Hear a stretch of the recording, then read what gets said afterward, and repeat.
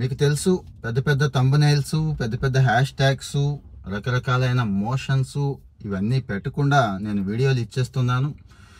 అలా పెట్టుకోవడం సబ్జెక్ట్ని క్లియర్గా అంటే చెప్పేయటం, మీకు మంచి కంటెంట్, యూస్ఫుల్ కంటెంట్, డైలీ లైఫ్లో ఉపయోగపడే కంటెంట్ ఇవ్వటం కోసమే ఇట్లా చెప్తున్నాను అనేది మీకు తెలిసిందే. దీన్ని దయచేసి ఎంకరేజ్ చేయండి. నచ్చిన ప్రతి దాన్ని కూడా ఫార్వర్డ్ చేయండి, ఫ్రెండ్స్తో షేర్ చేయండి. పిఎం సూర్యఘర్ యోజన చాలా మందికి చాలా అనుమానాలు ఉన్నాయండి.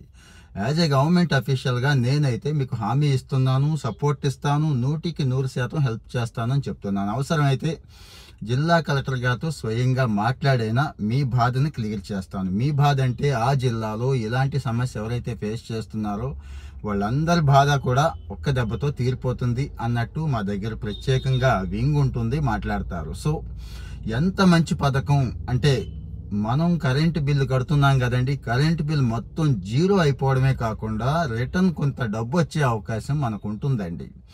అప్పుడెప్పుడు అది చేశాను, ఇది చేశాను, వాడికి ఆ నష్టం వచ్చింది, వీడికి ఈ నష్టం వచ్చింది, అవన్నీ నమ్మొద్దు దయచేసి. ఒకప్పుడు సోలార్ మాడ్యూల్స్ ఇంత డెవలప్ అవ్వలేదు. పివి మాడ్యూల్స్ అంటాం, ఫోటో వోల్టాయిక్ మాడ్యూల్స్.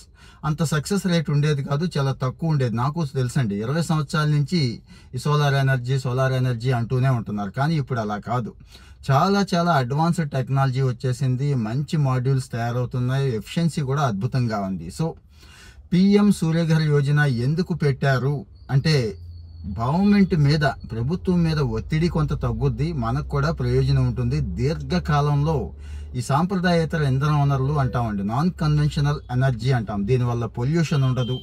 రెండోది డిసెంట్రలైజ్ అయిపోతుంది. పెద్ద పెద్ద ప్లాంట్లు పెట్టి ఒకే చోటకి పెట్టాల్సిన మళ్ళీ కరెంటు తీసుకెళ్ళి డిస్ట్రిబ్యూషన్ లైన్స్, ఈ పరిస్థితి ఉండదు కదా, ఈ బాధ ఉండదు కదా, అందుకని ఇది ప్రమోట్ చేస్తున్నారు.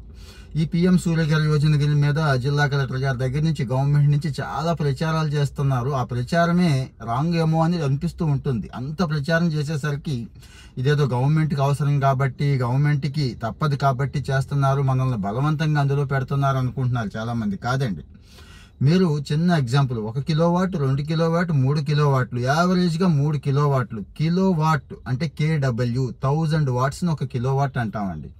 మన ఇంట్లో ట్యూబ్ లైట్ ఉంది, ఫర్ ఎగ్జాంపుల్ 10 వాట్ ఉంటుంది, 20 వాట్ ఉంటుంది. ఫ్యాన్ ఉంటుంది, యావరేజ్గా 40 వాట్, 30 వాట్ తీసుకుంటుంది. టీవీ 60 to 80 వాట్ తీసుకుంటుంది. ఫ్రిడ్జ్ ఇంత తీసుకుంటుంది. ఇవన్నీ లెక్క కట్టుకోండి.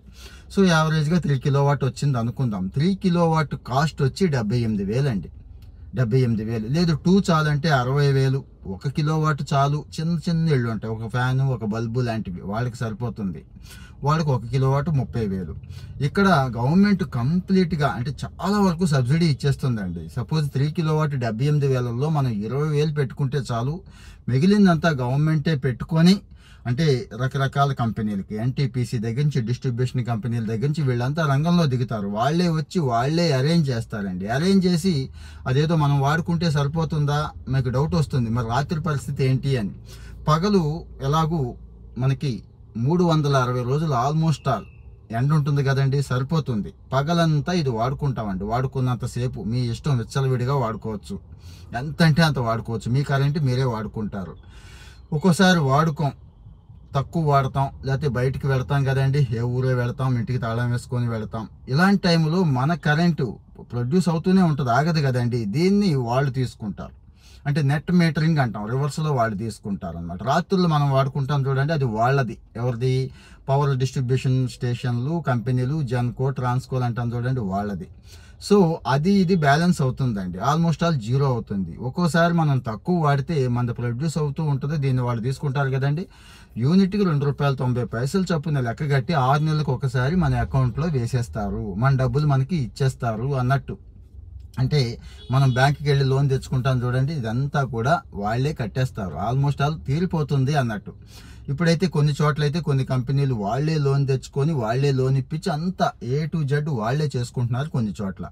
ఇక జిల్లాకు వచ్చి, మీ జిల్లాకు 10,000, మీ జిల్లాకి 20,000 ఉన్నాయండి, కలెక్టర్లను గట్టిగా గవర్నమెంట్ చెప్తుందండి, టార్గెట్లు పెట్టి చేసుకోండి, ఎక్కువ ఇళ్లలో పెట్టించండి, ప్రమోట్ చేయండి అని చెప్పి. కానీ మన ఆలోచన పద్ధతి బాగోకపోతే వాళ్ళు ఎంత కష్టపడి ఉపయోగం ఏముంది. ఫర్ ఎగ్జాంపుల్ ఎన్టీఆర్లో అయితే 10,000 పెట్టమన్నారు, కానీ ఆ కలెక్టర్ గారు లేదు 10,000 కాదు, నాకు 1,00,000 పైన అవసరం ఉంటుంది, 1,00,000 పైన పెట్టిస్తాను ఇక్కడ అని చెప్పి ఆయన అన్నారు. ఫర్ ఎగ్జాంపుల్ కృష్ణా జిల్లా 6,000 కనెక్షన్స్ ఉన్నాయంటే ఆయన కూడా అందరికీ చెప్తున్నారు పెట్టుకోండి అని. ఆల్రెడీ స్టార్ట్ అయిపోయిందండి. అలాగని అందరూ పెట్టేసుకున్నారు కదా, అందరూ అప్లై చేసేసుకున్నారు కదా, నాకు రాదేమో అని భయపడక్కర్లేదు, మీకు కూడా వస్తుంది. ఎందుకంటే ఇది అన్లిమిటెడ్ స్కీమ్ అండి. గవర్నమెంట్ ఆఫ్ ఇండియా దగ్గర బోల్డ్ అంత ఉంటుంది. మనకి ఇది చాలదు, మాకు ఇంకా కావాలి అని మన ముఖ్యమంత్రి గారు ఉప ముఖ్యమంత్రి గారు అడిగితే చాలు ఇచ్చేస్తుందండి గవర్నమెంట్ ఆఫ్ ఇండియా. ఈరోజు ఆ పరిస్థితి ఉంది కాబట్టి. సో మనకి కావాలి అనుకుంటే ఎట్టి పరిస్థితుల్లోనూ మీరు మనకు రాదేమో అని పెట్టుకోవద్దు.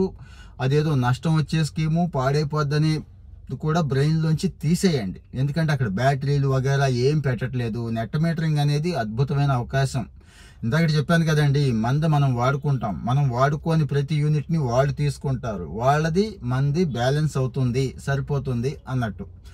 సో ఈ పిఎం సూర్యఘర్ యోజనని ఎట్టి పరిస్థితుల్లో ఏ ఒక్కళ్ళు మిస్ చేసుకోవద్దు.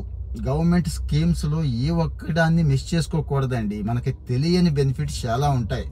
లేదు నాకు ఈ ఇబ్బంది ఉంది, ఈ డౌట్ ఉంది, నాకు ఈ సందేహం ఉంది అనేవాళ్ళు, లేకపోతే పలానా వాడు అది అన్నాడు, పలానా వాడు ఇది అన్నాడు, ఇలాంటివి ఏ ఉన్నా కానీ ఇక్కడ పోస్ట్ చేయండి, నాకు చెప్పండి. నేను ప్రతి దానికి మీకు పర్ఫెక్ట్గా ఆన్సర్ అయితే ఇచ్చే ప్రయత్నం చేస్తాను. ఒక ఆన్సరే కాదండి, హెల్ప్ కూడా చేద్దామని నా ఉద్దేశం. సో కాబట్టి ఆయా డిపార్ట్మెంట్లు ఎక్కడైతే ఉన్నాయో ఆ డిపార్ట్మెంట్లకు పంపించి పలానా వాళ్ళు పలానా విషయంలో ఇబ్బంది పడుతున్నారు, ఇమ్మీడియట్గా హెల్ప్ చేయండి అని చెప్తాను. ఆ పొజిషన్లో ఉన్నాను కాబట్టి ఇబ్బంది లేదు. ఈ స్కీమ్ని మాత్రం మనం గట్టిగా వాడుకుందామండి. ఎందుకంటే ముందు మనకు ఉపయోగం, ఆ తర్వాత సొసైటీకి ఉపయోగం, అన్నిటికంటే ముఖ్యంగా మన రాష్ట్రానికి ఎక్కువ ఉపయోగం అండి. ఎందుకో అర్థమైపోయింది కదా మీకు. పవర్ ఎంత వాల్యుబుల్, ఆ పవర్ మీద ఎంత జరుగుతోంది అంటే ఎంత వ్యాపారం జరుగుతోంది, ఎంత ఖర్చు పెడుతున్నాం అనేది మీకు తెలుసు. కాబట్టి ఇలాంటి అవకాశం ఎట్టి పరిస్థితుల్లోనూ మిస్ చేసుకోవద్దు, మిస్ చేసుకోరనే నేను అనుకుంటున్నాను. ఇంకా మీకు ఏ డౌట్స్ ఉన్నా ఉన్నా కానీ ఫీల్ ఫ్రీ కామెంట్లో పెట్టండి. మీ ఫ్రెండ్స్కి షేర్ చేయడం మాత్రం మర్చిపోవద్దు. ముందైతే వాళ్ళు ఏదో ఆలోచిస్తారు, కానీ తర్వాత వాళ్ళు పెట్టేసుకుంటే ఒక్కసారి అబ్బా పలానా వాడు ఆ రోజు షేర్ చేయబట్టి పెట్టుకున్నాను రా అని చెప్పి లైఫ్ లాంగ్ మిమ్మల్ని అయితే గుర్తుపెట్టుకుంటాడు మంచిగానండి. మళ్ళీ ఇంకొక వీడియోలో కలుద్దాం. Thank you, by.